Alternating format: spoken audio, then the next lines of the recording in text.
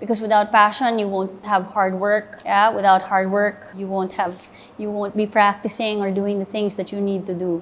And also consistency. When you're consistent with something that you do, you can make anything happen and go your way.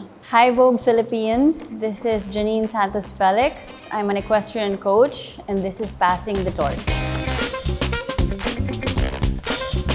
What was the name of your first favorite horse? And what was it like to ride him? So my first favorite horse was named Bo Diddley, which was the name of a famous English band. He came from England and he was very special to me because he was my very first competitive horse. He had a mark on his forehead and it was in the shape of a letter J. So I'm never gonna forget that. We won a lot of competitions. I won Philippine Rider of the Year. He helped me reach my goal of joining a SEA Games. When was the first time that you played your sport? Can you tell us the story? So I started at the age of 7. I started with my mom. She was taking riding lessons back then and she put me on a horse. I was the smallest one in her class. They were all adults and from then on I never stopped and I never looked back. What do you love about your sport? Can you describe how you feel in the middle of a competition?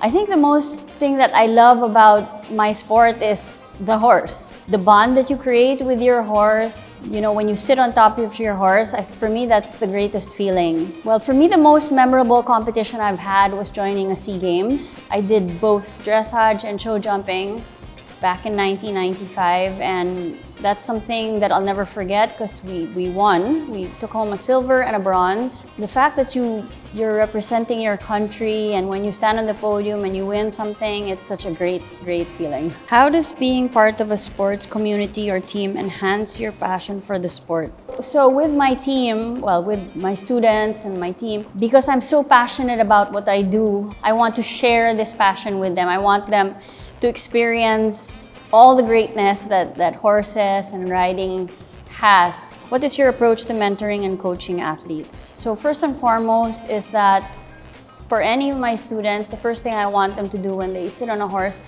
is be happy.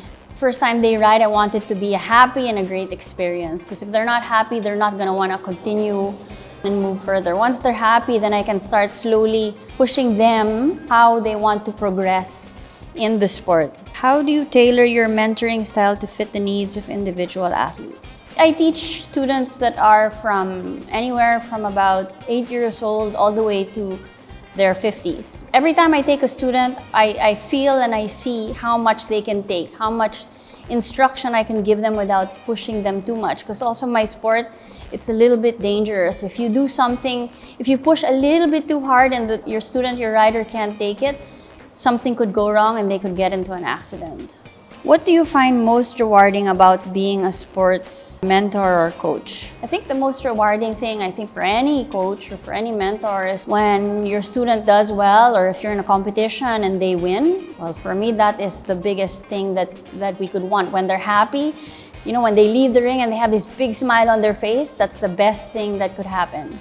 As a coach, what qualities do you hope to pass on to your athletes and to future generations? What I want to pass on most is my passion for the sport.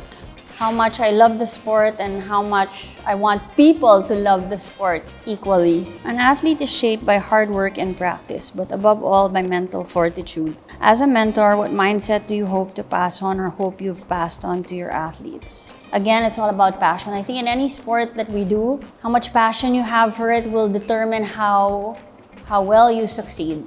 Because without passion, you won't have hard work. Yeah, without hard work, you won't be practicing or doing the things that you need to do. And also consistency. When you're consistent with something that you do, you can make anything happen and go your way.